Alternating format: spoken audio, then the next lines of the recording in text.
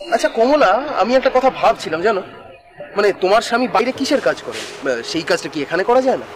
বলেছে তো যায় না, আসলে এখানে ঠিকমতো কাজ পাইনি, অনেক চেষ্টা করেছিল, দেখেছি তো। কিন্তু কাজটা কিসের? ওই সুতো জড়ি হ্যাঁ? এগুলোর কারিগর। তাই নাকি? বাহ, তাহলে তো ভালোই হলো। ভালোই হলো মানে? মানে আমি তো দালালির কাজ করি, আমার মেটিয়া বুরুজের দিকে বেশ কিছু পরিচিত মানুষজন আছেন, ওনারা ওখানে এই কাজই করেন। ওখানে কিন্তু পয়সাও ভালো। তোমরা যদি বলো আমি কিন্তু একবার কথা বলতে পারি। অবশ্য অবশ্য তোমার স্বামী এখন কিরকম পান আমি ঠিক জানি না। সেটা আমিও ঠিক জানি না, তবে যা পায় তাতে আমাদের সংসার ভালোভাবেই চলে যায়। সে কি জানো না, আমার বউ তো মাসের শেষে এমন ভাবে হিসেব না যেন ইনকাম ট্যাক্সের লোক।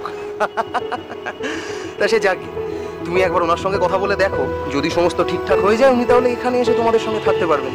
সত্যি তুমি ওর ব্যবস্থা করে দিতে পারবে? তাহলে আমি আজই কথা বলবো। সত্যি ও যদি এখানে থাকতে পারে তাহলে কত ভালো হয়। কিন্তু দেখো, আমি এখানে এতদিন থেকে একটা জায়গা বানিয়েছি, এখন আবার ওখানে গেলে নতুন করে। তা করতে হলে করবে, তুমি কি বুড়ো হয়ে গেছো নাকি? না, তা হয়নি। আর মেটিয়া বুরুজের ওদিকে এই কাজগুলো হয় সেটাও আমি জানি, কিন্তু ঠিকঠাক যোগাযোগ হয়নি বলেই তো আমাকে শহরটা ছাড়তে হয়েছিল বলো।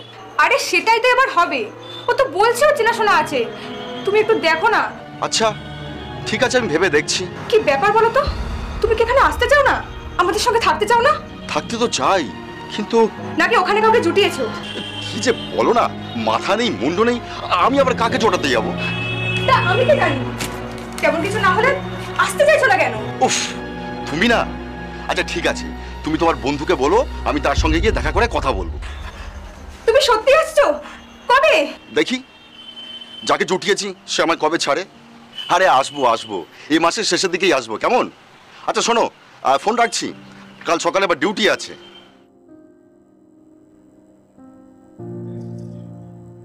এই যে আপনার স্বামীকে আনার ব্যাপারে এতটা উদ্যোগ নিল, এতে নিশ্চয়ই আপনার বিশ্বাস বেড়ে গেছিল।